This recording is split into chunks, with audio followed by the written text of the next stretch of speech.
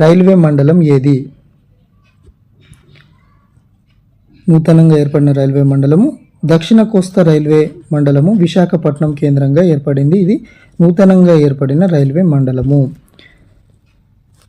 దక్షిణ కోస్తా railway zone 2019 ఫిబ్రవరి 28న ఏర్పాటు చేయడం జరిగింది. విశాఖ కేంద్రంగా వాల్టేర్, విజయవాడ, గుంటూరు, గుంతకల్ డివిజన్లు కలిపి ఇది ఏర్పడ్డది. ఇక అంతకుముందు కలకత్తా మెట్రో రైల్వే కలకత్తా కేంద్రంగా ఏర్పడ్డటువంటిది. అంతకుముందు తూర్పు కోస్తా రైల్వే ఉంది 2003 ఏప్రిల్ 1న భువనేశ్వర్లో.